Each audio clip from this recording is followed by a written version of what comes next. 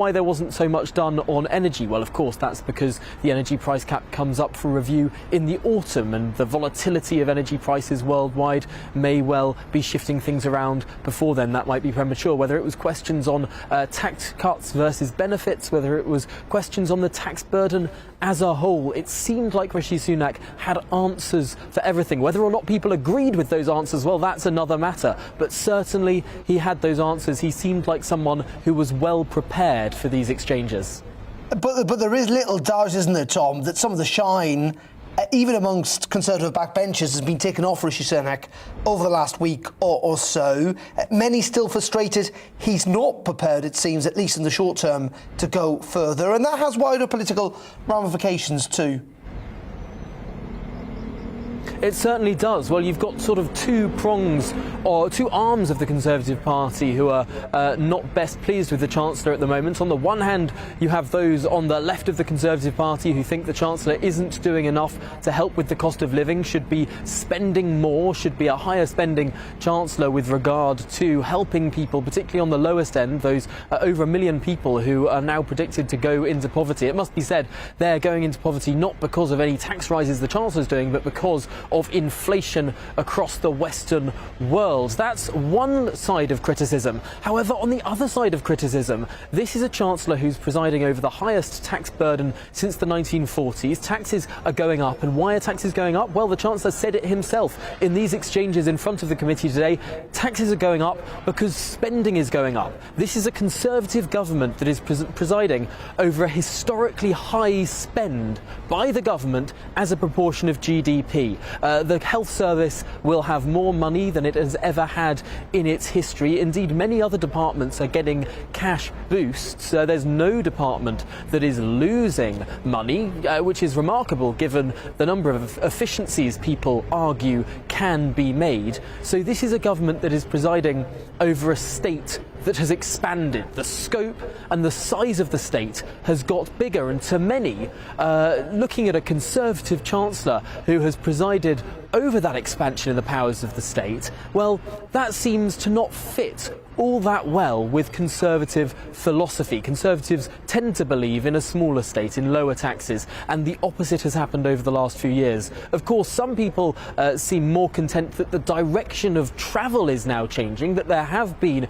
a number of tax cuts now announced, albeit the most significant of those are not scheduled to come in until 2024. However, there does seem to be that tension within all of these discussions. Those who want the Chancellor to do more, and those who want the Chancellor to get his treasury out of the way and allow people to keep more of their own money. Ultimately, the risk is this is someone who has pleased neither group. Just very finally, Tom, you know, we've come out of the pandemic. Of course, the war in Ukraine continues. It's the last week of Parliament before the Easter recess. It very much feels, though, that we're kind of resorting back to politics as normal after an unusual couple of years. We've got lots to talk about that spring statement, but also urgent questions today on schools and on P&O ferries as well. Certainly, I'm always very tentative before saying we're finally back to politics as normal. I was one of those who thought that was the case back in January 2020. How very wrong I was. How very wrong many people were. We thought we were in for an era of stability with this new big Conservative majority government. Well, quite the opposite happened because someone ate a bat in Wuhan. Or I suppose I'm not supposed to speculate with regard to the exact origins of coronavirus, but clearly it turned our world upside down for 2 years. Now, the question is, will that continue? Will the ripples of this continue to go forward? Of course, we're expecting an unprecedented squeeze in our standard of living due to this record high inflation precipitated most by this pandemic. So it seems like there is still some choppy waters. Although you're right, it does seem to be that there are other issues as well. Coronavirus was such an all-encompassing issue that it seemed like every story was to do with it. We are still going to have some difficulties. We're still going to have some choppy waters. But I think they're going to come from more angles as we go forward. Lots of different types of stories to be keeping our eyes on. Indeed. Tom Harwood, thank you, as always, for joining us there from Westminster this afternoon. You're watching The Briefing, by the way. It is coming up to, or it is 15 minutes to 4 o'clock. We're on TV, online and on your radio. Do get in touch, gbviews@gbnews.uk, or indeed you can tweet us at GBNews. We're trying to get some of your views towards the end of the programme. We have been listening mostly this programme to the Chancellor in the Commons before the Treasury Select Committee. Let's bring in Joe Twyman. He's a pollster and joined us down the line from central London too. Joe, good afternoon to you. Spectator essentially running an article this afternoon asking the question about how much trouble is the Chancellor in. Is he in trouble when it comes to public perception of him? Well, in trouble is rather a difficult way of putting it, because, of course, for the last 2 years, Rishi Sunak, in many ways, was the golden boy of the Conservative government when it came to dealing with the pandemic. He would stand at the dispatch box and in media briefings, giving out money for furloughs, giving out money to eat out, to help out, and all the other initiatives, while also putting money into various track and trace schemes and PPE purchases and so on and so forth.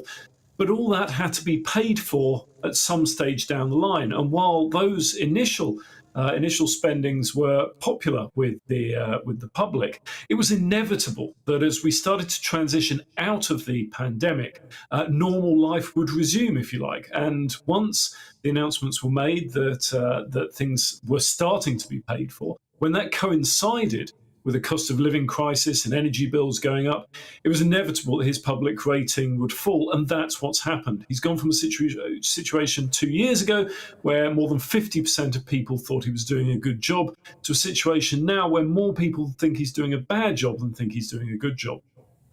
And fascinating as well, isn't it, Joe, that I think over the last week or so, or certainly the last couple of weeks, that it is the cost of living crisis now that is the number one main topic of concern to voters across the country, overtaking health.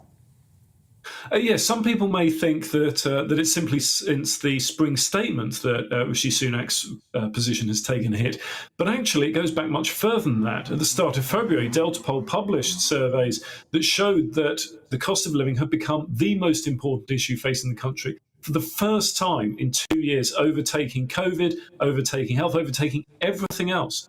And so inevitably, a couple of months down the line, it really starts to bite. And prior to the statement, Rishi Sunak moved into negative territory, and that has only accelerated. The question is, how much further down can it go? Because for the last 2 years, really, the only thing that most members of the public have known about Rishi Sunak is that he's given out money. Now the picture is becoming a lot more complicated, and he may find it much more difficult over the next 2 years than he has over the previous 2 years. And just very finally, Joe, are we getting a bit carried away here in that, chancellors often have very difficult budgets, essentially? I mean, we remember Pastygate and all that sort of stuff, the caravan tax under George Osborne, and that's just George Osborne. I mean, even Gordon Brown's days and so on. That in the end, in the immediate aftermath of spring statements, there's always an awful lot of criticism, but things tend to die down. What's your sense? You've been around Westminster for a long time. Well, it's very difficult to tell what counts as normal anymore, because those previous chancellors that you mentioned, whether it's Alistair Darling, Gordon Brown or George Osborne, none of them had to contend with having to pay back the financing of a global pandemic. And so dealing with that was such a hit on the Treasury. It was inevitable that the kind of moves we're seeing now would have to be made, even though those are very, very unusual. The question is, will people ultimately believe that all the pain and sacrifice they're going through now is worth it? And I think there's a really interesting question in public opinion over the next months and years about whether people believe the government spent that money wisely or not. And really, the answer to that question could decide the next election. Fascinating stuff. As always, Joe, thank you very much for your analysis. Joe Twyman there from Delta Poll. Join us live in the studio, or join us live down the line, I should say. Lots of you have been getting in touch, gbviews at gbnews.uk. Just before we go on to talk about the war in Ukraine, because most of you have been emailing in about the Chancellor. Jeff says that he's been talking about COVID and the big spend, but the Chancellor should focus instead on removing energy caps for the energy we use, rather than persisting with this green green tax on energy. Al says simply he has got to go of Rishi Sunak, and Elaine says, I've been talking to poor people on prepayment meters for months. They pay up front for their energy rather than via direct debit. They do not have access to cheaper tariffs. They pay higher bills. Energy companies are loan sharks of a sort. Add Sunak's loan of 200 quid to struggling poor, and it penalises the poor even further. GB Views at GBNews.uk. But let's move on to Ukraine now, because President Zelensky has said he's prepared to discuss adapting a neutral status as part of a peace deal with Russia, and says that he would put it to a referendum. It comes ahead of the next round of face-to-face ceasefire negotiations between Ukraine and Russia. That's due to take place in Turkey at some point this week. Ukraine's Deputy Prime Minister said there are no plans to evacuate civilians via humanitarian corridors today because of intelligence reports about possible Russian provocation along the routes in Mariupol. And the mayor there has said that the besieged port city is on the verge of catastrophe. Well, joining me now from Kyiv is the Ukrainian Member of Parliament, Kira Rudak. Very good afternoon to you. Thank you very much indeed for joining us again here on GB News.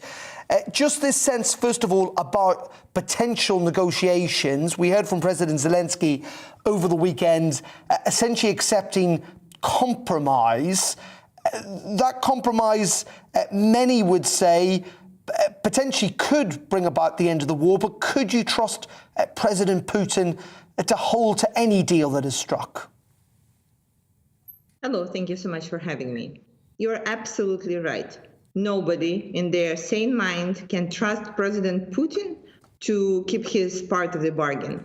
We have seen this for 8 years when Putin occupied eastern territories of Ukraine and took the Crimea. And the only thing that we were trying to get from him during these 8 years was one thing, the ceasefire. And guess what? We were never able to get it, because like all the negotiations, all the agreements, they can only start after the soldiers stop fighting. So, and I can remind everybody that in 2014, when Putin first invaded Ukraine, we did have a neutral status. We were neutral. So right now, I do not believe that this is like really a matter that can stop the war. Second, discussion of the neutral status is not up to President Zelensky. It is the decision of Ukrainian parliament that needs to be taken by constitutional majority.